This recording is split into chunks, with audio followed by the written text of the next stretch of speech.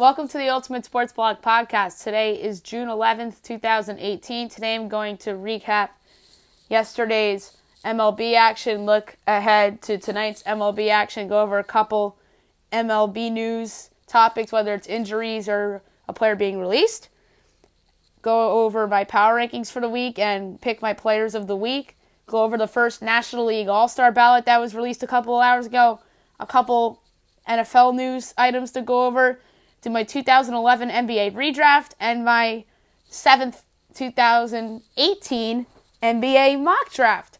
All right, here we go. On to baseball. The White Sox defeated the Red Sox 5-2 as they improved to 22-41. The Red Sox dropped to 44-22.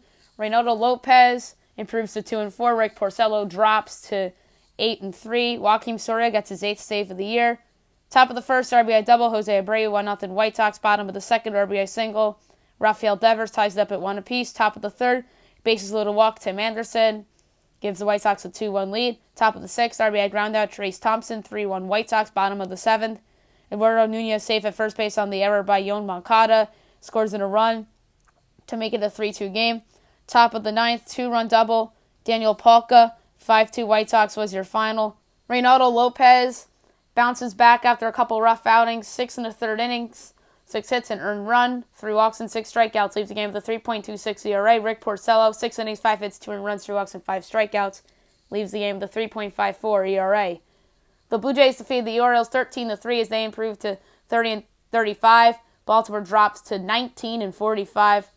Marco Estrada improves to 3-6. Alex Cobb drops to 2-8. Top of the second, home run Trey Mancini, 1-0 Orioles. Bottom of the second, 2-run double Curtis Granderson, 2-1 Toronto. Bottom of the third, home run Kendrys Morales, 3-1 Jays. Bottom of the fourth, 3-run home run Curtis Granderson, 6-1 Jays. 2-run single Kevin Pillar, 8-1 Jays. RBI single Randall Grichuk, 9-1 Jays. Bottom of the fifth, RBI double Curtis Granderson, 10-1 Jays. 2-run home run Teoscar Hernandez, 12-1 Jays. Home run Kevin Pillar, 13-1 Jays. Top of the seventh, home run Jonathan Scope, 13-2. RBI grounder in the fielder's choice by Jace Peterson made it 13-3. That was your final. Marco Estrada, 6 innings, 4 hits, 2 earned runs, a walk, and 9 strikeouts, leaves the game with a 5.09 ERA. Alex Cobb, 3 2/3 innings, 11 hits, 9 earned runs, a walk, and 5 strikeouts, leaves the game with a 7.23 ERA. The Indians defeated the Tigers 9-2 as they improved to 34-29. Detroit drops to 31-36. Corey Kluber improves to 10-2. Artie Lewicki drops to 0-2. Top of the second, ground rule double, Yonder Alonso, 1-0 Indians. Sacrifice fly, Melky Cabrera, 2-0 Indians. Bottom of the third, RBI groundout, Leonis Martin makes it a 2-1 game. Top of the fourth, sacrifice fly, Melky Cabrera, 3-1 Indians. Top of the sixth, 3-run double, Eric Gonzalez, 6-1 Indians. Bottom of the sixth, home run, Leonis Martin made it a 6-2 game. Top of the eighth, RBI single, Melky Cabrera, 7-2 Indians. 2-run home run, Yan Gomes, 9-2 Indians. That's your final.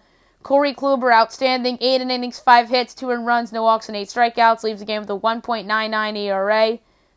Artie Lewicki, 5 innings, 6 hits, 3 earned runs, a walk, and 4 strikeouts, leaves the game with a 4.18 ERA. The Reds defeated the Cardinals 6-3 as they improved to 23-43. St. Louis drops to 35-28. Anthony DeSclafani improves to 1-1. Carlos Martinez drops to 3-3. Jared Hughes gets his 4th save of the year. Top of the third, RBI single Marcell Ozuna, 1-0 Cardinals. Sacrifice fly, Yadier Molina, 2-0 Cardinals. Bottom of the third, RBI groundout Scott Schebler, 2-1 Cardinals. Bottom of the fourth, RBI single Tucker Barnhart ties up at 2 apiece. 2-run single Scooter Gennett, 4-2 Reds. RBI single Eugenio Suarez, 5-2 Reds. Top of the sixth, fly out the right by Yaro Munaz, and the run scores on the error by Scott Schebler to make it a 5-3 game. Bottom of the seventh, RBI single Adam Duvall, 6-3 Reds is your final.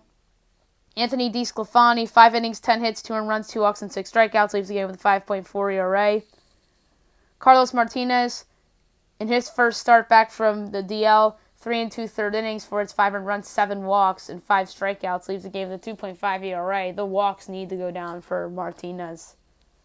The Padres defeated the Marlins 3-1 as they improved to 31-36. Miami drops to 23-42. Clayton Richard improves to 5-6. Jose Urena drops to 1-8. Brad Hand gets his 19th save of the year. Clayton Richard actually took a no-hitter into the 7th inning, but he lost it with 2 outs left in the 7th. Top of the 2nd, sacrifice fly Freddie Galvis, 1-0 Padres. Top of the 6th, 2-run home run Eric Hosmer, 3-0 Padres. Bottom of the 7th, RBI single JT Riddle made it a 3-1 game. That's your final. Clayton Richard, 7 innings, 2 hits, an earned run, 3 walks, and 5 strikeouts. Leaves the game with a 4.4 ERA. Jose Urena, 6 innings, 6 hits, 3 earned runs, no walks, and 5 strikeouts. Leaves the game with a 4.59 ERA. The Mariners defeated the Rays 5-4 as they improved to 41-24. The Rays dropped to 29-35. James Paxton improves to 6-1. Jose Alvarado drops to 0-3. Edwin Diaz gets his 23rd save of the year. Top of the 2nd, home run Nelson Cruz, 1-0 Mariners. Bottom of the 3rd, RBI groundout Malik Smith ties it up at 1 apiece. Bottom of the 4th, home run CJ Cron, 2-1 Rays. RBI double Jake Bowers, 3-1 Rays. Top of the 6th, 2-run home run Mike Zunino ties it up at 3 apiece. Top of the 7th, home run Kyle Seager, 5-3 Mariners. Bottom of the 8th, RBI single Wilson Ramos, 5-4. That is your final. James Paxton, 7 innings, 5 hits, 3 earned runs, no walks, and 10 strikeouts. Leaves the game with a 3.02 ERA. Nathan Eovaldi, 5 innings, 4 hits, 3 earned runs, no walks, and 3 strikeouts. Leaves the game with a 3.94 ERA. The Phillies defeated the Brewers 4-3 to improve to 33-30. Milwaukee drops to 39-26. Zach Eflin with the win improves to 3-2. Dan Jennings drops to 3-2. Tommy Hunter gets his first save of the year. Bottom of the 1st, RBI groundout Rhys Hoskins, 1-0 Phillies. Top of the 5th, infield single Lorenzo Cain ties up at 1 apiece. Bases loaded walk Christian Yelich, 2-1 Brewers. Bottom of the 5th, bases loaded walk Cesar Hernandez ties up at 2 apiece. Sacrifice fly Rhys Hoskins, 3-2 Phillies. RBI grounder in the fielder's choice Abdul Herrera, 4-2 Phillies. Top of the 8th, RBI single Ryan Braun, 4-3 Phillies is your final. Zach Eflin, 6 innings, 3 hits, 2 earned runs, a walk, and 9 strikeouts. Leaves the game with a 3.63 ERA. Brandon Woodruff, 4 innings, a hit, no earned runs, 2 walks, and 3 strikeouts. Leaves the game with a 5.01 ERA. The Twins defeated the Angels 7-5 as they improved to 28-34. The Angels dropped to 37-29. Fernando Romero improves to 3-2. Nick Tropiano drops to 3-4. Top of the 1st, RBI single Albert Pujols, 1-0 Angels. Bottom of the 1st, 2-run home run Logan Morrison, 2-1 Twins. Top of the 4th, RBI double Jose Fernandez ties it up at 2 apiece. Sacrifice fly Chris Young, 3-2 Angels. Bottom of the 5th, RBI single Jake Cave ties it up at 3 apiece. RBI triple Erie Adrianza, 4-3 Twins. RBI double Eduardo Escobar, 5-3 Twins. Bottom of the 6th, 2-run home run Jay Cave, 7-3 Twins. Top of the 9th, 2-run single Albert Pujols, 7-5 Twins is your final. Fernando Romero, 5 innings, 5 hits, 2 earned runs, 2 walks, and 5 strikeouts. Leaves the game with a 3.92 ERA. Nick Tropiano, 4 1/3 innings, 4 hits, 5 earned runs, 3 walks, and 2 strikeouts. Leaves the game with a 4.83 ERA. The Pirates feed the Cubs 7-1 as they improve to 32-33. The Cubs drop to 37-25. Ivan Nova improves to 3-5. Kyle Hendricks drops to 4-6. Top of the 1st, home run Josh Harrison, 1-0 Pirates. Top of the 6th, RBI single Elias Diaz, 2-0 Pirates. 3-run triple Gregory Polanco, 5-0 Pirates. RBI single Jordy Mercer, 6-0 Pirates. Bottom of the 6th, RBI groundout Anthony Rizzo made it 6-1. Top of the 8th, fielder's choice David Priest, 7-1 Pirates is your final. Ivan Nova, 5 2/3 innings, 4 hits, an earned run, 2 walks, and 8 strikeouts. His best start in a while. His ERA drops to 4.68. Kyle Hendricks, 5 innings, 3 hits, an earned run, 2 walks, and 4 strikeouts. Leaves the game with a 3.48 ERA. The Astros defeated the Rangers 8-7 as they improved to 42-25. Texas drops to 27-41. Will Harris improves to 2-3. Keone Kela drops to 3-3. Hector Rondon gets his 3rd save of the year. Top of the 1st, home run George Springer, 1-0 Astros. RBI single Evan Gattis, 2-0 Astros. Top of the 2nd, 2-run triple Alex Bregman, 4-0 Astros. RBI double Jose Altuve, 5-0 Astros. Infield single Yuli Gurriel, 6-0 Astros. Bottom of the 2nd, 2-run single, Sin-Soo Choo made it 6-2.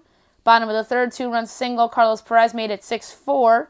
Bottom of the fifth, RBI single, Rougned Odor made it 6-5.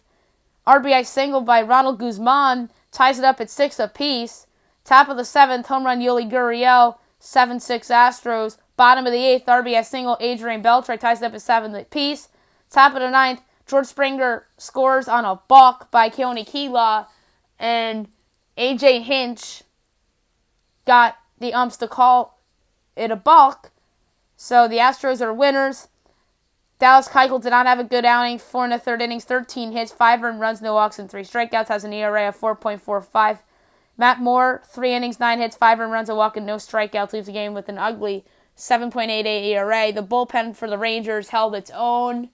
And maybe if not for that balk, maybe the Rangers win the game, because we all know that the Astro bullpen is not very good. The Diamondbacks defeated the Rockies 8-3 as they improved the 35-29. Colorado drops to 32-33. Zach Godley with the win improves to 6-5. Kyle Freeland drops to 6-6. Top of the second, home run, Ketel Marte, 1-0 Diamondbacks. Top of the sixth, RBI single, Ketel Marte, 2-0 Diamondbacks. Fielder's choice, Chris Owings, 3-0 Diamondbacks. Sacrifice fly, Gerard Dyson, 4-0 Diamondbacks. Bottom of the sixth, 2-run single, Ian Desmond made it a 4-2 game. Top of the seventh, 2-run triple, Paul Goldschmidt, 6-2 Diamondbacks. RBI double, Ketel Marte, 7-2 Diamondbacks. Top of the eighth, RBI single, Nick Ahmed, 8-2 Diamondbacks. Bottom of the ninth, RBI double, Chris Iannetta made it 8-3. That's your final. Zach Godley, 5 2/3 innings, 5 hits, 2 runs, 2 walks, and 8 strikeouts. Leaves the game with a 4.97 ERA. Kyle Freeland, 6 innings, 4 hits, 4 runs, 4 walks, and 8 strikeouts. Leaves the game with a 3.68 ERA. The Athletics defeated the Royals 3-2 as they improved to 34-32. The Royals dropped to 22-42. Blake Treinen with the win improves to 3-1. Jason Adam with the loss drops to 0-1. Bottom of the second, RBI groundout, Steven Piscotty, 1-0 A's. RBI single, Jonathan Lucroy, 2-0 A's. Top of the third, Whit Merrifield scores on Sean Manaea's wild pitch to make it a 2-1 game. Home run, Salvador Perez makes it 2-2. Bottom of the eighth, home run, Matt Chapman gave the A's a 3-2 lead for good. Sean Manaea was excellent. 7 1/3 innings, 6 hits, 2 earned runs, no walks, and 6 strikeouts. Leaves the game with a 3.49 ERA. Good bounce-back start for Manaea after a couple rough ones. Brad Keller, 5 1/3 innings, 5 hits, 2 earned runs, 4 walks, and 4 strikeouts. Leaves the game with a 2.31 ERA. The Giants defeated the Nationals 2-0 as they improved to 33-32. Washington drops to 36-27. Derek Holland improves to 4-6. Max Scherzer drops to 10-2. Hunter Strickland gets his 13th save of the year. The lone runs on this game came in the top of the fourth inning on a home run by Brandon Crawford that gave the Giants a 2-0 lead for good. Derek Holland was great. 5 innings, 3 hits, no earned runs, 2 walks, and 4 strikeouts. Leaves the game to 4.54 ERA. He's been pitching a lot better for the Giants of late. Max Scherzer, 7 innings, 4 hits, 2 earned runs, 3 walks, and 9 strikeouts. Leaves the game with an ERA of 2. The Dodgers defeated the Braves 7-2 as they improved to 33-32. The Braves dropped to 37-28. Ross Stripling improves to 5-1. Sean Newcomb drops to 7-2. Bottom of the third, home run Logan Forsythe, 1-0 Dodgers. RBI single Matt Kemp, 2-0 Dodgers. RBI single Kiki Hernandez, 3-0 Dodgers. Top of the fourth, home run Ozzie Albies made it a 3-1 game. Home run Freddie Freeman made it a 3-2 game. Bottom of the fifth, home run Max Muncy, 4-2 Dodgers. Bottom of the sixth, ground rule double Logan Forsythe, 5-2 Dodgers. Bases loaded walk Max Muncy, 6-2 Dodgers. Bottom of the seventh, home run Kiki Hernandez, 7-2 Dodgers. That's your final. Ross Stripling, 6 2/3 innings, 4 hits, 2 earned runs, no walks, and 6 strikeouts. Leaves the game with a 1.65 ERA. He is improved as a starter of late, and I'm very fascinated to see if the Dodgers are willing to go out and trade for a starter and move Stripling to the bullpen, or do they go out and try to get a reliever and keep Stripling in the rotation? Because let's face it, the Dodgers are back in this division race, and I think they're here to stay. And all they need is Clayton Kershaw to come back and be Clayton Kershaw again. Sean Newcomb from Atlanta, 5 1/3 innings, 7 hits, 5 earned runs, 2 walks, and 6 strikeouts. Leaves the game with a 2.92 ERA. The Mets defeated the Yankees 2-0 to end their 8-game losing streak to improve to 28-34. The Yankees dropped to 42-19. Seth Lugo improves to 2-1. Luis Severino drops to 9-2. Anthony Swarzak gets his first save of the year. The lone runs of the game came in the bottom of the fifth on a home run, a 2-run shot by Todd Frazier to give the Mets a 2-0 lead for good. Seth Lugo was excellent. 6 innings, 2 hits, no runs, no walks, and 8 strikeouts leaves the game with a 1.77 ERA. I think Lugo belongs in this Mets rotation. Severino, 5 innings, 5 hits, 2 runs, 2 walks, and 7 strikeouts leaves the game with a 2.27 ERA. Was not his best start. He just didn't get the run support last night. Today's games, at 7 o'clock, you have Red Sox-Orioles, Stephen Wright against Dylan Bundy. Giants-Marlins, Madison Bumgarner against Wei-Yin Chen. Blue Jays-Rays, Sam Gaviglio and Ryan Yarbrough. 8 o'clock, Indians-White Sox, Carlos Carrasco and Luis Giolito. Cubs-Brewers, Jose Quintana and Junior Guerrera. 8:15, Padres-Cardinals, Jordan Lyles and Jack Flaherty. 9:40, Pirates-Diamondbacks, Joe Musgrove and Patrick Corbin.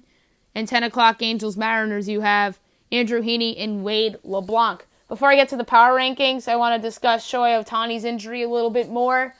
There's word out there that he may need to get Tommy John surgery, although the Angels are denying it. So we'll see if the Angels are lying or not. But if he were to get Tommy John surgery, he'd be out the rest of this season and all of next season. And that would be a huge blow to Major League Baseball and the Angels. And him being out would certainly cost the Angels a playoff spot if he's out for a long period of time. But let's hope that it's the absolute best case scenario and that he's only out for a month. Adrian Gonzalez was released by the Mets last night after their 2-0 win over the Yankees, and they called up Dominic Smith. The bottom line is that Adrian Gonzalez has not produced this year. I actually predicted that Gonzalez wouldn't last the year on the Mets before the season began, so that was a good prediction by me. They called up Dominic Smith, who did not show much last year in his brief stint in the majors.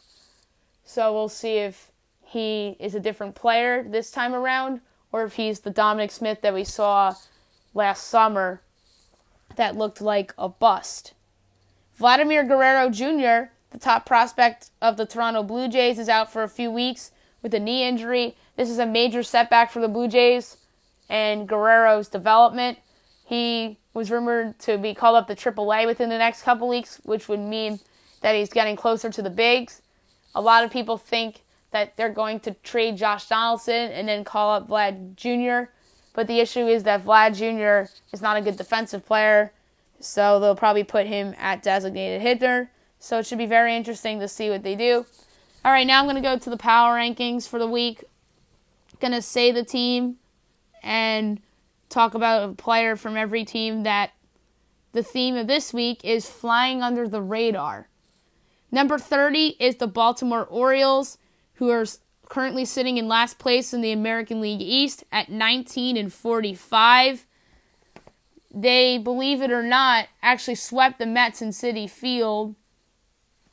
And after that, they got swept in Toronto by the Blue Jays.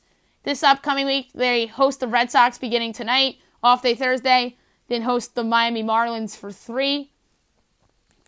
Don't be surprised if they actually have a solid week and go 3-3. I just think the Marlins are pathetic, especially away from home. Those are going to be slugfests at Camden Yards over the weekend, and they'll probably get swept by the Red Sox at their own ballpark within tonight, Tuesday, and Wednesday. David Hess has been somebody that's been flying under the radar for the Orioles. He's actually pitched pretty well for the O's, giving them some solid innings. If there's been a couple times there, Hess hasn't gotten the run support. But depending on the opponent, maybe he will get run support and put up some W's for the O's in that rotation, potentially. So keep an eye on David Hess if you're a fantasy nerd. 29 is the Cincinnati Reds, who are in last place in the NL Central at 23-43. They began the week by losing 2 out of 3 to the Rockies at home. Then they lost 2 out of 3 to the Cardinals at home. This upcoming week, beginning tomorrow, they're at the Royals for 2, off day Thursday, and at the Pirates for 3. They have an opportunity here to pick up a couple wins. The Royals aren't superior to the Reds by any stretch, and neither really are the Pirates. The Pirates have fallen off after a good start, so don't be surprised if the Reds actually pick up a couple wins and actually look like a not-so-terrible team for a couple of days. Scott Schebler has been awesome for the Reds this year. He deserves to be an all-star. He's putting up some good numbers for them. And although his defense isn't great in right field, but he's a pretty solid player for them, and I think that he will either be a keeper for them or they could potentially trade him if the right opportunity comes along. And I mentioned them a couple moments ago. Number 28, the Kansas City Royals, who sit in last place in the AL Central at 22-44.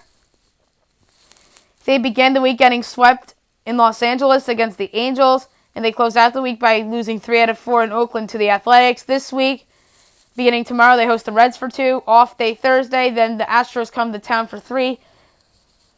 They can conceivably sweep Cincinnati at home, but beating the Astros is a tough task. So I'd be very surprised if they had a winning week this upcoming week. Jacob Junis is somebody that's been pretty solid for them in their rotation this season. Is he a long-term piece for them, or is he a trade bait potentially? That's remained to be seen. 27 is the Miami Marlins, who sit in last place in the NL East at 23-42. This past week, they actually won 2 out of 3 in St. Louis against the Cardinals. That was a nice series win for them. And then they lose 2 out of 3 at home to the Padres. So 3-3 isn't a terrible week for Miami. This upcoming week, they host the Giants for 4. And they're at the Orioles for 3, so 7 games this week. And a 3-4 record this week isn't out of the question, because the Giants aren't that great of a team, although they're playing really well right now, and the Orioles are not good whatsoever. Lewis Brinson is somebody who struggled early on in the season, but has come on of late. He had a multi-homer game recently. If I'm the Marlins, I don't send him down. I keep him up, and I think he's a real player for them. Number 26 is the Chicago White Sox, who sit in 4th place in the AL Central at 22-41. They didn't have that bad of a week. They split a 4-game set in Minnesota against the Twins. And they won 2 out of 3 in Fenway against the Red Sox. That was pretty impressive. And this upcoming week, they host the Indians for 4 and host the Tigers for 3. I won't be overly shocked if they have a winning week this week. But the Indians are playing a little bit better, so I won't be surprised if it goes the other way. Tim Anderson is somebody that's proven to be a keeper for the White Sox. He has shown some power. He's been pretty solid defensively, and I think he's a long-term piece for them. And he hasn't been getting as much attention as like a Yoan Moncada or even a Matt Davidson. 25 is the Texas Rangers, who sit in last place in the AL West at 27-41. They had a weird week. They began the week by sweeping the A's at home, and then they get swept by the Astros at home. This upcoming week, a very interesting series, a 2-gamer beginning tomorrow night in Los Angeles against the Dodgers. Then another off day. Then over the weekend, the Rockies come to town for 3. So this is a very interesting week ahead for the Rangers, going up against 2 pretty solid teams in the National League West. Bartolo Colon is somebody who's pitched pretty solid for them this season. He's had a couple rough starts, but he gives them innings. He's given them mostly good starts this season, and I believe he'll be somebody that's traded at the deadline this year to a contender to be their number 5 starter, perhaps. Number 24 is the Tampa Bay Rays, who are in 4th place in the AL East at 29-35. They began last week by getting swept in D.C. against the Nationals. Then they lost 3 out of 4 at home to the Mariners. This upcoming week, beginning tonight, they host the Blue Jays for 3. Then they're at the Yankees for 4, with Thursday night's game being on Fox Sports 1. C.J. Cron is their leader in home runs this season. He's been awesome for them as a first baseman and a DH. I believe he'll be traded at the trade deadline, and I think that Tampa Bay is going to get a lot back for him. Number 23 is the New York Mets, who are in 4th place in the NL East at 28-34. They did not have a good week. They got swept by the Orioles at home and lost 2 out of 3 to the Yankees at home. This upcoming week, beginning tomorrow, a 2-game set in Atlanta against the Braves. Tomorrow night's game's on ESPN. And they close out the week with 4 at the Diamondbacks. So I think the Mets are looking at a hard week this week against 2 contenders in the National League. Brendan Nimmo is somebody this season that's shown a lot of promise. Don't be shocked if he ends up on the All-Star team. He's hit some home runs for them. He's flashed some good defense for them in left field. And I believe the Mets look at him as a keeper. Number 22 is the Minnesota Twins, who are in 3rd place in the AL Central at 28-34. They began last week by splitting with the White Sox in a 4-game set at home. And they closed out the week losing 2 out of 3 to the suddenly injury-ravaged Los Angeles Angels. This upcoming week, they're at the Tigers for 3, beginning tomorrow. And over the weekend, they're at the Indians for 3. So, tough time potentially coming up for the Twins. The Tigers are a team that's overachieved this season. I'll get to them in a moment. And the Indians are playing very well right now. Eddie Rosario is somebody that deserves a case to be on the All-Star team. He had a 3-homer game, I believe it was last week. And he had a walk-off included in there as well. And he's played some solid defense in the outfield as well. So keep an eye out for him potentially in D.C. for the All-Star game. I just mentioned them. Number 21, the Detroit Tigers, 31-36, 2nd place in the American League Central. Last week, they split a doubleheader with the Yankees on Monday. And they lost 2 out of 3 at Fenway against the Red Sox. And over the weekend, they lost 2 out of 3 at home to the Indians. This upcoming week, beginning tomorrow, they host the Twins for 3. Then they're at the White Sox for 3 over the weekend. That's looking like a 3-3 week for the Tigers. Nicholas Castellanos is somebody that's finally putting together a career year. I won't be surprised if you see him at the All-Star game as well. He's hitting for average and power. And it's going to be interesting to see what they do with him long term. Is he a piece for them in terms of a keeper or a trade asset? That's a very big question for them heading into the trade deadline in about 6 weeks from now. Number 20 is the San Diego Padres, who sit in last place in the NL West at 31-36. They actually had a solid week, so I have to give them credit. They won 2 out of 3 at home against the Braves. Then over the weekend, they won 2 out of 3 in Miami against the Marlins. This upcoming week's going to be a little bit harder for them. Beginning tonight, they're at the Cardinals for 3. And over the weekend, they're at the Braves for 4. So I won't be surprised if you see them regress a little bit. Franmil Reyes is somebody who has lived up the hype as a young prospect. He led the minor leagues in home runs before his promotion. And he's shown that same power in the majors, although it took him about a couple of weeks, but he's coming alive and helping the Padres actually stay relevant in the National League West race for now at least.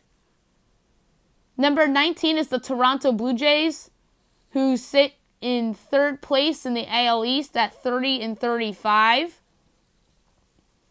They began last week by getting swept at home by the Yankees, and they turn it around and sweep the Orioles at home. So what looked like a bad week turned into an actually solid week for the Toronto Blue Jays. This upcoming week, beginning tonight, they are at the Rays. Off day Thursday. Then the Washington Nationals come to town for 3. So it should be another interesting week ahead for the Blue Jays. I think they're staring at 3-3. I wouldn't rule out 2-4 if Tampa Bay decides to show up and play well, and if the Nationals have the pitching matchups in their favor. Teoscar Hernandez is somebody who's having a career year on the Blue Jays this year. He's hitting for power.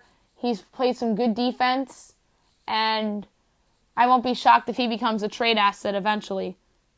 Number 18 is the Pittsburgh Pirates, who sit in 4th place in the NL Central at 32-33. They began the week by losing 2 out of 3 at home to the Dodgers, and they closed out the week losing 2 out of 3 at Wrigley against the Cubs. I called their regression for a while now, and it's finally coming in through fruition.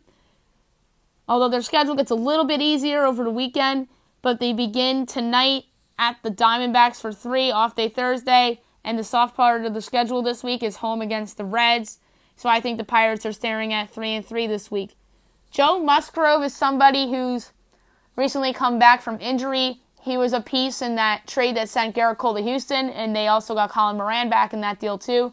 Musgrove's been outstanding. He's starting tonight, and I'm interested to see what kind of performance he puts on. Is he a keeper for Pittsburgh long term, or is he a trade bait this summer? Keep an eye on that. Number 17 is the Colorado Rockies, who sit in 4th place in the NL West at 32-33. They have not played well lately at all, although I don't think they're that bad of a team. They began the week winning 2 out of 3 in Cincinnati against the Reds, and they got swept at home by the Diamondbacks. This upcoming week, beginning tomorrow, they're at the Phillies for 3, and they close out the week at the Rangers for 3. I won't be surprised if they go 4-2, and I won't be surprised if they go 2-4. It's going to be one of those weeks for the Rockies. Tony Wolters is somebody that's been surprisingly good for them as a backup catcher. He's been driving in runs. Pretty good defense behind the plate as well. And he's been a pretty big help for them as a platoon catcher with Chris Iannetta. Number 16 is the Oakland Athletics, who sit in 4th place in the AL West at 34-32. They had an interesting week. They began the week by getting swept in Texas against the Rangers, and then they rebounded and win 3 out of 4 against the Kansas City Royals at home. This upcoming week, it will be hard. Beginning tomorrow, Houston comes to town for 3, and over the weekend, the Angels come to town for 3. So, like the Rockies, I won't be surprised if this is 2-4, and I won't be surprised if this is 4-2. Maybe the pitching matchups end up in their favor. We'll see. Frankie Montas, speaking of pitching, has been excellent for the Athletics. He's somebody that came over in the Rich Hill trade. And it's funny because he ended up as a Dodger in the trade that sent Todd Frazier from Cincinnati to Chicago. And there was a lot of people in that trade. And if you think about it, that ended up being a really interesting trade because Rich Hill was in that trade, and I believe Max Muncy was in that deal too. So that deal, the Frankie Montas deal, ends up as a win-win for both sides because Muncy and Rich Hill went to the Dodgers, and Rich Hill, when healthy, has been pretty good for them. And Frankie Montas has looked like a stud with the Athletics so far. And he and Sean Manaea would make a 1-2 combo pretty good on that Oakland rotation. Number 15 is the Philadelphia Phillies, who are in 3rd place in the NL East at 33-30. They had a rough week this past week. They lost 2 out of 3 at home to the Brewers over the weekend, and they began last week losing 2 out of 3 to the Cubs. They could have easily won Wednesday night, but that was the night where Jason Hayward had the walk-off grand slam, so that could have been a win. But give the Cubs credit, they pulled that one out. This upcoming week, beginning tomorrow night, they're home for the Rockies. Over the weekend, they're at the Brewers. I think they're looking at 3-3. And all things considered, how bad they've been playing of late, I think they take 3-3 this upcoming week. Seranthony Dominguez is an interesting player on their team. He's a reliever. He's closed out some games from them, and he has been very, very good in that bullpen. I think that bullpen is a little underrated, although I think if Philly stays in contention, they will improve the bullpen at the trade deadline this year. Number 14 is the San Francisco Giants, who sit in a second-place tie with the Dodgers in the NL West at 33-32. They had a very good week last week, winning 2 out of 3 at home against the Diamondbacks, including on Wednesday in a game where I think they should have lost. But give them credit, they pulled that game out of their butt. And they beat the Nationals 2 out of 3 in D.C. with Max Scherzer on the mound on Sunday. So that was a very good week for San Francisco. This upcoming week is very interesting for them. They're at the Marlins for 4. They should be able to win that series. It's going to get hard over the weekend as they are at the Dodgers. And I love that series because both of those teams have turned it around and look to be in contention for the rest of the year. So it's going to be a very interesting week for the San Francisco Giants. Madison Bumgarner on the hill tonight. And Bumgarner will also pitch against the Dodgers too.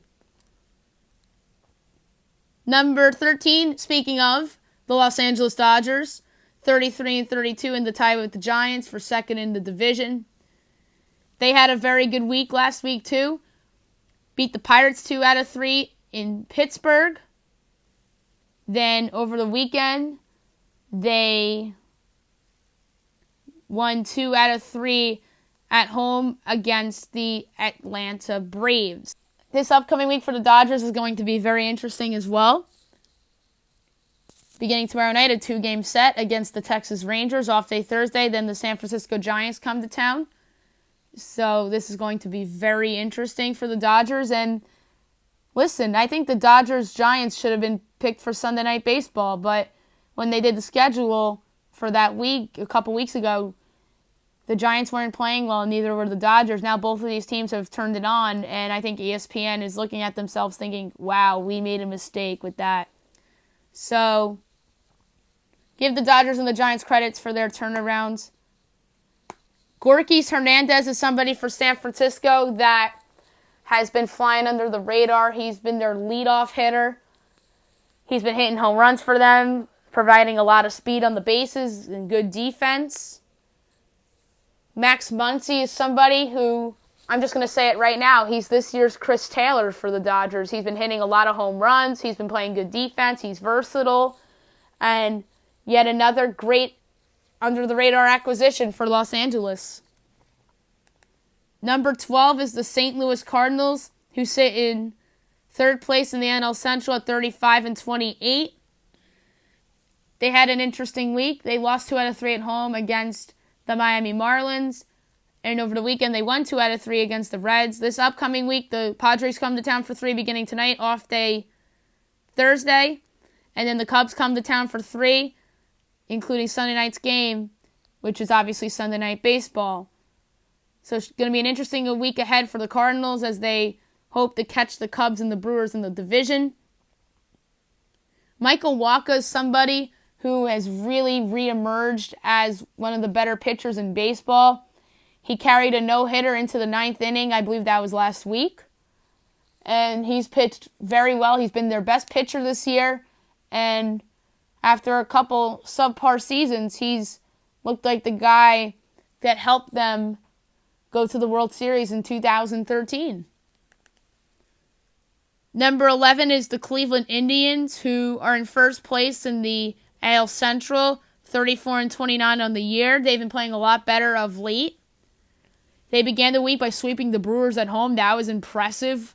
And over the weekend, they won 2 out of 3 against the Tigers. This upcoming week, beginning tonight, they're at the White Sox for 4.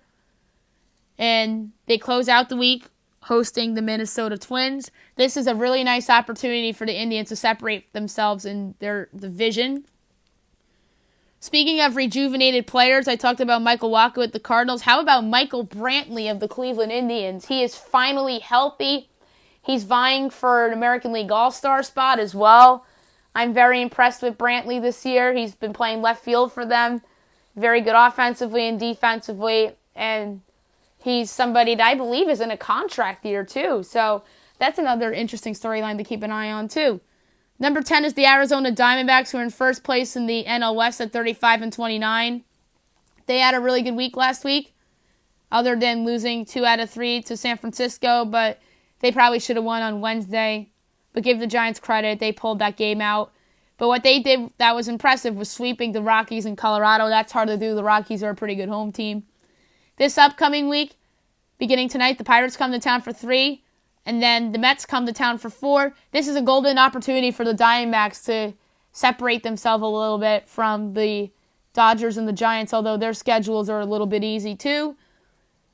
But it's an opportunity for the Diamondbacks to get some wins. John Ryan Murphy has been somebody who's been very good for them. He's their starting catcher now. He's hit a lot of home runs for them. He's gotten some big hits for them as well, playing good defense too. I think he's a keeper, at least for this season, on the Diamondbacks. Number 9 is the Los Angeles Angels of Anaheim, who are in 3rd place in the AL West at 37-29. They had a good week results-wise, but not from an injury standpoint. I'll get to the injuries in a minute. They swept the Royals at home off day Thursday. Then they won 2 out of 3 Minnesota against the Twins this upcoming week. Beginning tonight, they're at the Mariners. Off day Thursday, then they're at the Athletics for 3. Shohei Ohtani, we talked about it, but the person I want to talk about is Andrelton Simmons, who's been one of the best shortstops in baseball this year, both offensively and defensively. He's having a career year offensively, and now he's on the disabled list. That's a big loss for the Angels, and I won't be surprised if they fall out of the race a little bit in the American League West, because they have division games. The Mariners are on fire. I'll get to them in a minute. And the Oakland Athletics, starting pitching and bullpen, has been pretty good this year, so I won't be surprised if the Angels fall off a little bit. Mike Trout has to be superhuman if the Angels want to make the playoffs this year, as well as Albert Pujols and Ian Kinsler turning back the clock a little bit. Number 8 is the Atlanta Braves, who are in a first-place tie with the Washington Nationals in the National League East at 37-28. They did not have a good week last week. They lost 2 out of 3 to the Padres in San Diego. Then they lost 2 out of 3 in Los Angeles against the rejuvenated Dodgers. This upcoming week gets a little easier for Atlanta, beginning tomorrow, 2-game set at home against the Mets. Tomorrow night's game's on ESPN. Then a 4-game set at home against the same Padres that they just lost 2 out of 3 to. But the West Coast is hard. I'm going to give the Braves a little bit of a pass because the Dodgers are playing a lot better. But I think they'll get revenge on the Padres this weekend, and the Braves are a good team in their home ballpark. Nick Markakis is one of the more underrated players in baseball this season. I believe he'll be on the All-Star team this year. He's played good right field for the Braves. He's hitting home runs. He's hitting for average. And he's somebody that's just having a career year, and I believe he's in a contract year too. Number 7 is the Washington Nationals, who are in the first place tie with the Braves in the NL East at 36-27, so they're 1 game ahead in the loss column. This past week, they swept the Rays at home, and over the weekend, they lost 2 out of 3 to the rejuvenated San Francisco Giants. This upcoming week, a tough 2-game set beginning tomorrow in the Bronx against the Yankees. Then this weekend, they're at the Blue Jays for 3. I think the Nationals are looking at 3-2 this week. Whether that's getting swept by the Yankees and sweeping Toronto or splitting with the Yankees and winning 2 out of 3 in Toronto. I think the most likely outcome is that they split with New York and they win 2 in Toronto. Mark Reynolds is somebody that's filled in really nicely on the Nationals. He's hit some big home runs for them. He's played good defense at first base for them, and I think he'll be on the team for the rest of the season as long as he's hitting home runs. Number 6 is the Chicago Cubs, who are in second place in the NL Central, and they're only a half game back of Milwaukee. They're 37-25. They had a good week last week. They beat the Phillies 2 out of 3 at home, including the walk-off grand slam by Jason Hayward. And they won 2 out of 3 at home against the Pirates. This upcoming week, beginning tonight, they're at the Brewers for 3. Off day Thursday, then at the Cardinals for 3. Sunday's game's on Sunday Night Baseball, and Saturday night's game is on Fox. Going to be an interesting week ahead for the Cubs as they look to overtake the Brewers for first in the Central. This is a very big week for the Cubs. Jason Hayward, I talked about the walk-off grand slam a couple times on this podcast, and he is somebody that's actually been pretty good for the Cubs this season. He's having his best season, certainly as a Cub, and his best season in a while. He's playing good defense for them. He's hitting a little bit for average. And I believe that he has an opt-out after this year, but I think he's going to opt in because I still don't think there's going to be that big of a market for him. And I don't think anybody would pay him as much as the Cubs did when the Cubs gave him that contract. Number 5, I just mentioned them, the Milwaukee Brewers. They're in first place in the NL Central by a half game, 39-26 on the year. They had an interesting week. They got swept by the Indians in Cleveland. Then they rebounded and won 2 out of 3 in Philadelphia against the Phillies. This upcoming week, beginning tonight, they host the Cubs for 3, off day Thursday. Then they host the Phillies for 3. I think the Brewers are looking at a 4-2 week ahead of them. Jesus Aguilar is somebody that's having a breakthrough year for the Brewers. He's a sleeper to make the All-Star team in the National League. He has provided power for them. He's driving in runs. And look out for him on All-Star ballots potentially, as I just mentioned. Number 4 is the Seattle Mariners, who are in a first-place tie with the Astros in the AL West, 41-24 on the year. They had a really good week this past week. They managed to get a split in Houston with the Astros, and they won 3 out of 4 in Tampa Bay against a Rays team that is worse than their record, but pretty competitive. This upcoming week, beginning tonight, they host the Angels for 3. Then a humongous Prove-It series coming up for the Mariners as the Boston Red Sox come to town for 4. So, an interesting week ahead for the Mariners. Gene Segura is somebody that's among the American League hitters that are leading the league in average. He's played good defense at short this year, and that is another win for Jerry Dipoto in terms of trades. He was able to trade away Tajon Walker, and Walker is currently out for the year with Tommy John surgery, as he was able to acquire both Segura and Mitch Haniger, 2 important players on his team for a guy that's currently on the 60-day disabled list. Good for Jerry Dipoto. And on the other side, I talked about the Diamondbacks being in first place in the West, but they've lost a lot of trades recently, whether it was the trade I just mentioned, the Segura-Haniger trade, the Didi Gregorius trade, the Shelby Miller, Dansby Swanson trade. There's a lot of L's in terms of trades for the Diamondbacks over these last couple of years. Let me just get back to the power rankings. Number 3 is the Boston Red Sox, who are in second place in the AL East at 44-22. They won 2 out of 3 at home against the Tigers, then lost 2 out of 3 at home against the Chicago White Sox. That's not good. This upcoming week, beginning tonight, they are at the Orioles for 3. Then a tough weekend series, a 4-game set in Seattle against the Mariners that I just talked about. Andrew Benintendi is somebody that isn't getting the attention he deserves. He's been hitting a lot lately. JD Martinez and Mookie Betts are gathering all the attention, and even Xander Bogaerts is getting more attention than Benintendi. Benintendi got off to a slow start, but he has been much better lately, and he's somebody that's played good defense in left field and is driving in runs and hitting balls over fences, so he deserves a lot of credit for this Red Sox run. Number 2 is the Houston Astros, first place tie in the AL West with the Mariners. They are 42-25 on the year. The Mariners are 1 game ahead in the loss column. Houston had a good week. They split with the Mariners at home, then they sweep their in-state rival Rangers in Arlington. This upcoming week, beginning tomorrow night, they're at the Athletics for 3. Then they're at the Royals for 3 over the weekend. I think Houston is staring at worst 3-3. I think they can be 4-2 if they win 2 out of 3 in both series. And I think even 5-1's in play as well. Chris Davinsky has been arguably their best reliever this season. He had a career year last year and made the All-Star team last year. He's arguably having an even better year this year. Although he's had some rough moments, especially against the Yankees this year. But he's been their best reliever so far this season, and I don't think he's getting the credit he deserves. By the way, speaking of Astros relievers, I think Hector Rendon's their new closer, as Ken Giles has been in more of a different role of late. Number 1, New York Yankees, first place in the American League East, only by a half game though. They're 42-19 on the year.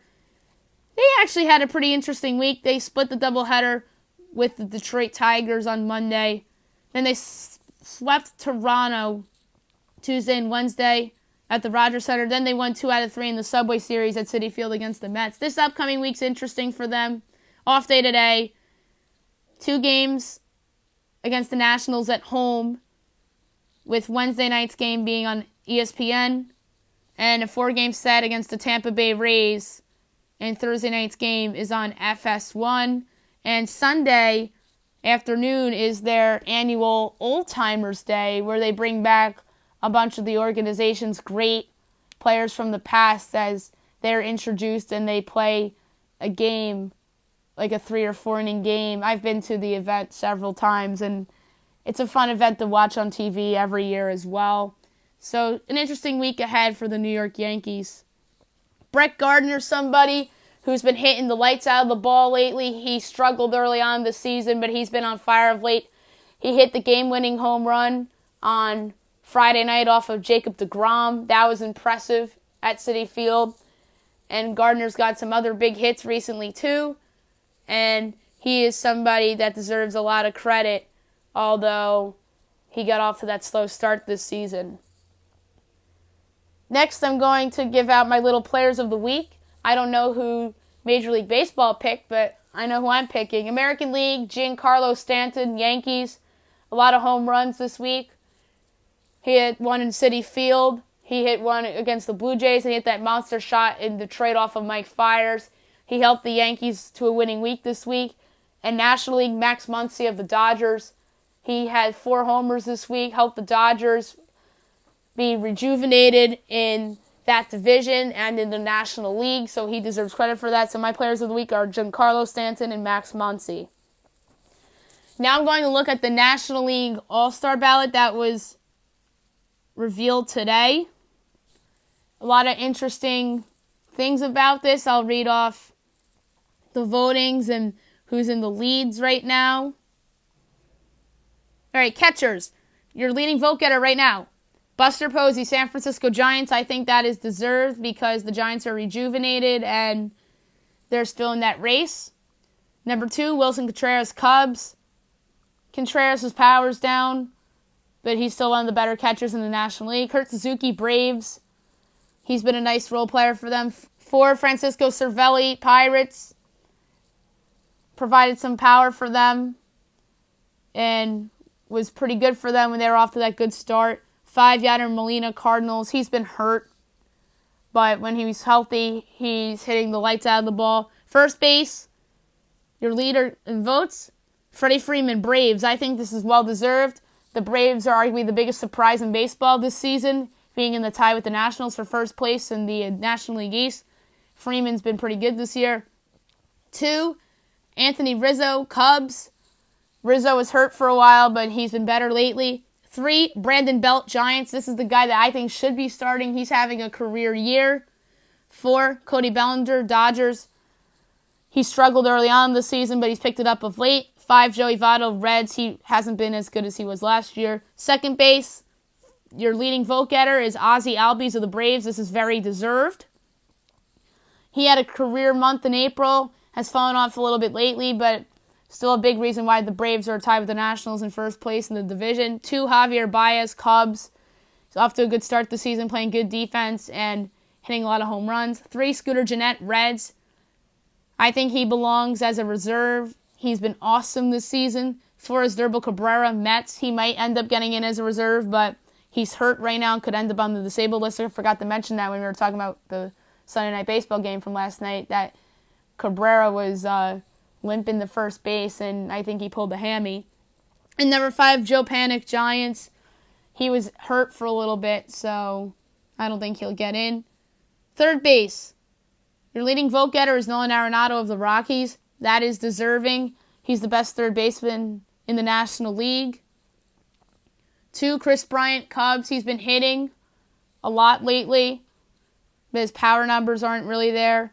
3, Johan Camargo, Braves. He's had a career year for the Braves so far. 4, Eugenio Suarez, Reds.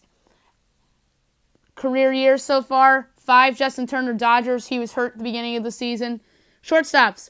1, Brandon Crawford, Giants. That is well-deserved. He's been hitting the lights out of the ball lately, playing good defense at short. 2, Dansby Swanson, Braves. He's having a nice bounce-back year for Atlanta. 3, Addison Russell, Cubs. He's hitting a little bit better, but his power needs to be better. 4, Trey Turner, Nationals. He'd be higher on this list if he wasn't hurt. 5, Trevor Story, Rockies. Story's off to a great start this season. Outfield. Your leading vote getter. Bryce Harper, Nationals. Duh. He's the best player in the National League. He has been hitting for power. His average needs to be a little bit better, but he's certainly, in my opinion, the best player in the National League and is probably the best free agent on the market other than Manny Machado. Well, Machado and Harper, pick your poison for the best free agent, but I think Harper has the higher upside than Machado.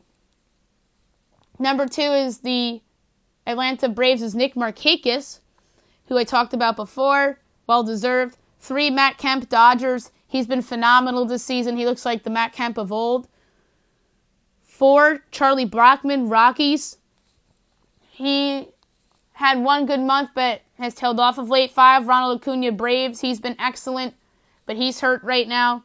6, Ender Inciarte, Braves. He's been pretty good this year. 7, Kyle Schwarber, Cubs. He's been solid this season.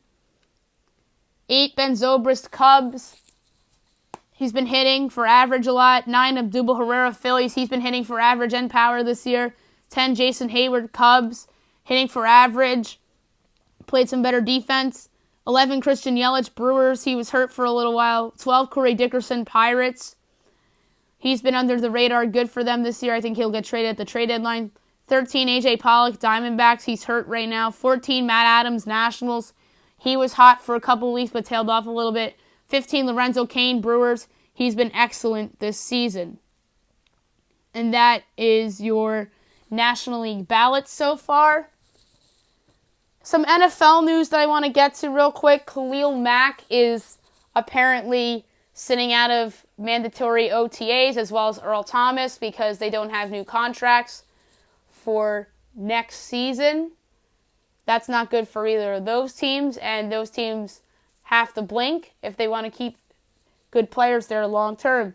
And speaking of keeping players long term, Zach Martin got a 6-year contract extension from the Dallas Cowboys. That's well deserved. Martin's been one of the better offensive linemen in football the last couple seasons, and he's just been a stud in Dallas and a steal at where they picked him in the 2014 draft. A couple other news items before I get to my NBA redraft. Mookie Betts is back tonight for the Red Sox after missing the last 14 games with an abdominal strain. They did not miss Mookie. They did not miss a beat without him, although they are not in first place right now. And before I get to the redraft, New Jersey Governor Phil Murphy finally signs the legislation bill allowing sports betting to begin Thursday at racetracks and casinos. That is big news for the state of New Jersey and gambling. Now I'm going to do my 2011 NBA redraft. I'll say the team and the player and do a quick little description. 1, Cavaliers, Kyrie Irving. No do-over there as they take their point guard that they eventually traded away. And he helped them win a title in 2016. So no do-over there. 2, Timberwolves, Kawhi Leonard. Boy, I can't believe so many teams passed up on this guy. But the reality is that nobody, including the Spurs, thought that he was going to become this great of a player. He's certainly a candidate to get traded this summer. But he's been a phenomenal player for the Spurs, an MVP candidate, a Finals MVP winner. Probably a 2-time Finals MVP winner if Ray Allen doesn't hit that big 3 to force overtime in Game 6 of the 2013 NBA Finals. 3, Utah Jazz, Jimmy Butler. He'd be a nice piece for them. Number 4, Cleveland Cavaliers, Klay Thompson. Could you imagine Klay Thompson and Kyrie Irving in the same backcourt? Oh my goodness. Number 5, Toronto Raptors, Kemba Walker. He would have been their point guard right now, and they probably don't make the trade for Kyle Lowry. 6, Washington Wizards, Nikola Vucevic, who's been an underrated center in the NBA because he was stuck on that bad Magic team. But Vucevic is capable of a double-double, sometimes even a triple-double. 7, the Hornets, Tobias Harris. He'd be a nice piece for them as a forward, a good little consolation prize for Walker. 8, Detroit Pistons, Jonas Valanciunas. Valanciunas is an okay player in the league. There's a player that Toronto, I think, wants to trade because he really hasn't panned out as good as they thought and hoped. But he's still a solid player, and he would have been an interesting Piston. 9, Hornets, Marcus Morris. Morris is somebody that has developed into a nice role player on the Celtics.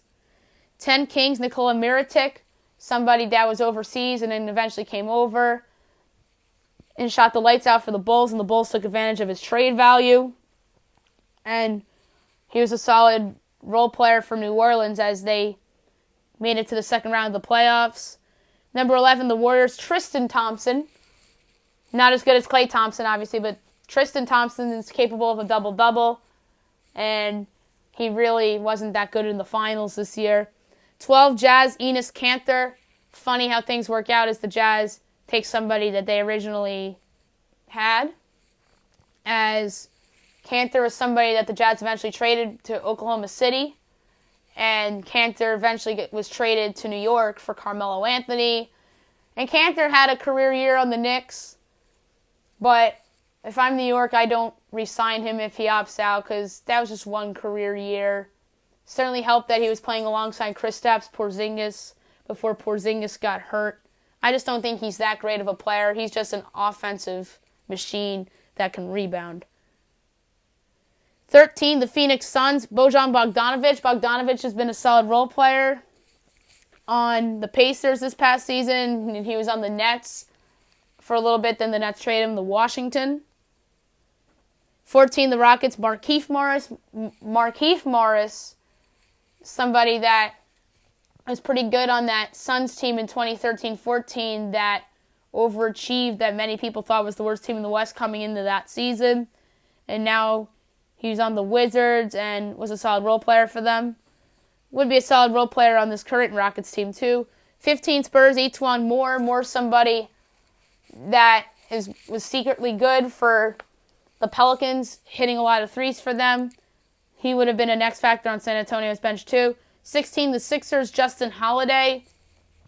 A good bench player that's capable of hitting threes. He would have helped them in the playoffs. 17, Knicks, Isaiah Thomas. The Knicks would hope that they'd get the Isaiah Thomas from the Celtics, not the one that did not perform on the Cavaliers. He showed a little bit of flashes of the guy we saw in Boston when he was on the Lakers those last couple months of the season. He was okay on the Kings. He was solid on the Suns. But when he's healthy, he's a pretty good player, but I don't think he's as good as the guy that we saw in Boston. Number 8, the Washington Wizards, Alec Burks. Good role player on the Jazz that came off the bench for them. Would have come off the bench for the Wiz too. 19, Milwaukee Bucks, Reggie Jackson. Jackson's somebody that was on Oklahoma City, backing up Russell Westbrook. Then they traded him to Detroit and really underwhelmed on Detroit, mainly due to injuries. Would have been an interesting fit on Milwaukee with Giannis. Number 20, the Rockets, Corey Joseph, a good backup point guard. Could have helped Houston off the bench for a couple possessions. 21, the Blazers, Davis Bertans, somebody that flew under the radar all season, came off the bench for the Spurs, hit some threes for them, and could rebound as well. Would have been a nice fit in Portland. 22, Nuggets, Kenneth Faried. Funny how things work as the Nuggets take their player. He can rebound. He really doesn't score as much as he used to because he has a reduced role in Denver. But I don't think he'll be on the Nuggets next season. 23, the Bulls, Chandler Parsons. Remember how good he was on the Rockets? Boy, has his career gone in the tank. He went to the Mavericks. He was okay for them. Then signs the big contract with the Grizzlies and is falling off a cliff. Would have been a nice player for them as they don't get Butler in the redraft, as they get Parsons. And Parsons is somebody who was really good for the Rockets those first couple years that James Harden was there. 24, the Thunder, Kyle Singler. Good role player, and he actually is on the Thunder right now. 29, the Nets, Bismack Biyombo, somebody that was on the Hornets, then on the Raptors, and was pretty good on the Raptors, got paid by Orlando and kind of flamed out. 26, the Nuggets, Amon Shumpert. That's funny because there was a rumor a couple years ago that the Knicks were going to trade Amon Shumpert for Kenneth Faried. So that's funny. But Shumpert's somebody that showed a lot of promise with the Knicks, never really panned out. They traded him to Cleveland, and he wasn't really good on Cleveland. Then Cleveland traded him to Sacramento. So I won't be shocked if he's out of the league eventually. 27, the Celtics, Shelvin Mack. Mack's been a solid role player in the league. Would have been a nice backup on the Celtics. 28, Marshawn Brooks. Somebody that's bounced around. Good bench player. 29, the San Antonio Spurs, John Leuer. Another solid role player. Number 30, Chicago Bulls, DeAndre Liggins. Somebody that usually comes in garbage time. That's it for the redraft. Now I'm going to do my mock draft. I'm going to try to be quick here. I'm going to say the team and the player in a quick little description. Number 1, Phoenix Suns, DeAndre Ayton, the center from Arizona. Ayton came out of his workout and said that he expects the Suns to pick him number 1, and so do I. Number 2, Sacramento, Marvin Bagley, the big man from Duke. Somebody that I think could be the best player in the draft. And Sacramento might pass up on Luka Doncic, as well as the Atlanta Hawks, who I have taken Jaren Jackson Jr., the big man from Michigan State. I don't think Jackson is as good as people make him out to be, only because he had a career year as a freshman at Michigan State, but I could be wrong. I just feel that a lot of other players have more upside than Jackson. For Memphis Grizzlies, Luka Doncic, this would be a steal as they land the best, perhaps, player in the draft, certainly the best guard. 25, Dallas Mavericks, Mohamed Bamba, the center from Texas. Probably the long-term replacement for Dirk Nowitzki. 6, Orlando Magic, Trae Young, the point guard from Oklahoma. Young's stock is trending up. I had him mocked to the Knicks at number 9 the last couple of mocks, but I have him here going to the Magic. There's some mocks that even have Young going for to Memphis, which won't shock me at this point. He has a Steph Curry-like ceiling, and I don't think teams want to pass on it. That's why. Number 7, the Chicago Bulls, Michael Porter Jr., the forward from Missouri. I am higher on Porter than most, but I think that teams are going to pass on Porter because of his injury history.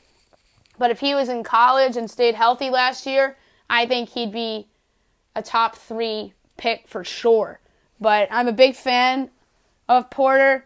He reminds me a little bit of Ben Simmons, and I think the Bulls would be getting a steal with Porter at 7. Number 8, Cleveland Cavaliers from the Brooklyn Nets via the Boston Celtics, Wendell Carter Jr., the big man from Duke. Very underrated player, considering that he was in the same front court as Marvin Bagley. He's somebody that I think can start, and if the Cavs were to move on from Kevin Love, and I think they will because I think LeBron James is leaving, then Carter would be a nice little replacement for Love. Number 9, New York Knicks, Mikal Bridges, the small forward from Villanova. Bridges is one of the safest bets in this draft class, and I think he'd be a nice fit alongside Kristaps Porzingis long-term. Number 10, the Philadelphia 76ers from the Los Angeles Lakers via the Phoenix Suns. Lonnie Walker, the shooting guard from Miami. Walker's somebody that stock is rapidly rising. I won't be shocked if the Knicks pick him at 9.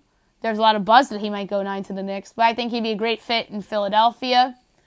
He would probably replace J.J. Redick, as Redick would probably leave in free agency. Number 11, Charlotte Hornets, Miles Bridges, the small forward from Michigan State.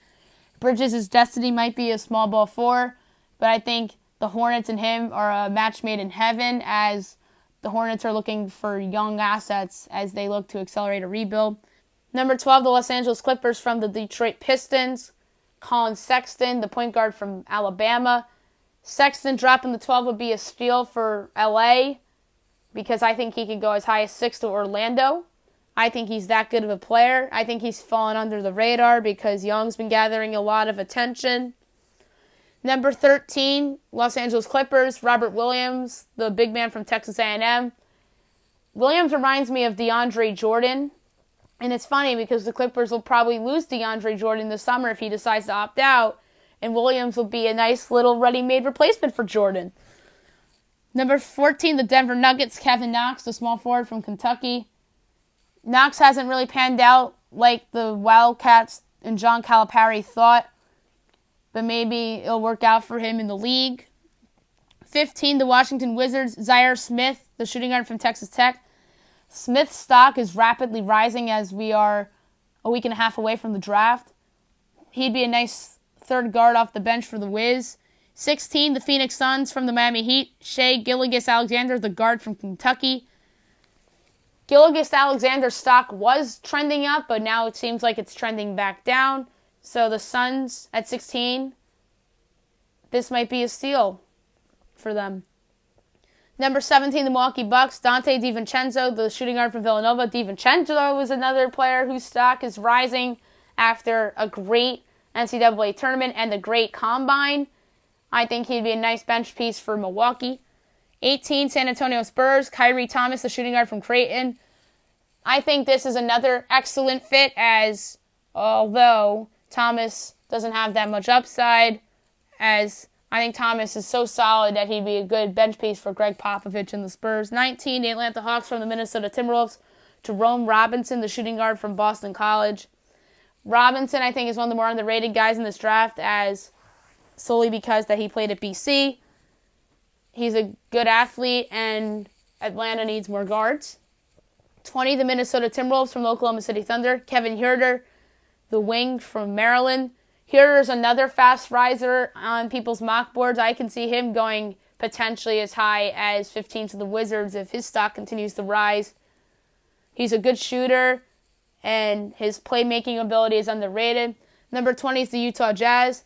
Eli Okobo, the point guard from France. Okobo's stock is rising after a really good Pro A playoff game. Okobo would be a nice backup for a potential contender in the Jazz. 22, the Chicago Bulls from the New Orleans Pelicans. Chandler Hutchinson, the small forward from Boise State. Hutchinson, I believe, is a sleeper. He's one of the older players in the draft. He reminds me of Kyle Kuzma of the Lakers. He can rebound and attack the rim, and he's solid as an off-the-ball defender. 23, the Indiana Pacers, Aaron Holiday, the point guard from UCLA.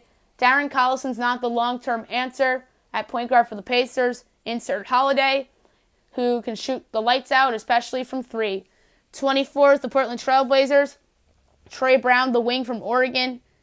Brown is interesting. He has a reputation of disappearing in games, but I actually like him. He has good size and good ball handling ability, and I think he's worth a first-round pick for anybody in the 20s. 25, the Los Angeles Lakers from the Cleveland Cavaliers. Mitchell Robinson, the center from Chalmette High School in Los Angeles. This pick could be a steal, considering that Robinson has the talent of a lottery pick, but the year off from competitive basketball and no experience beyond high school probably cost him a lottery spot. Number 26, the Philadelphia 76ers. Keita Bates-Diop, the power forward from Ohio State. He's another interesting prospect heading into the draft. I think he's a great scorer, but he isn't that great of an athlete. 27, the Boston Celtics, DeAnthony Melton, the guard from USC. Melton didn't play last year, but he has some nice upside. The Celtics need somebody to potentially replace Marcus Smart if he leaves in free agency. I like Melton for that, and I like the Celtics as a destination too, as they will be a title contender next year. 28, the Golden State Warriors, Zanan Musa, the small forward from Svetdia. Musa is somebody that has some upside. His skills are improving. The Warriors are a team that could afford to possibly do a draft and stash. 29, Brooklyn Nets from the Toronto Raptors, Jalen Brunson, the point guard from Villanova. Brunson has shown first-round potential throughout his time in college. The Nets need more point guard depth behind Spencer Dinwiddie and D'Angelo Russell, since Jeremy Lin has been injury-prone, as well as Russell, by the way. 30, Atlanta Hawks from the Houston Rockets via the Los Angeles Clippers. And Fernie Simons, the guard from IMG Academy. Simons is interesting. He's somebody I can see going higher than people think, or somebody that I can see completely falling out of the first round. He's undersized and must develop on the defensive end. The Hawks would be an interesting landing spot depending on what they do with Dennis Schroeder. That's it for the mock draft. That's it for today's podcast. I know it was a long one today. Tomorrow we'll be back with the 2011 MLB redraft that I made, as well as going over all the baseball action and other news that breaks around the world of sports. I hope you guys have a great day, everybody.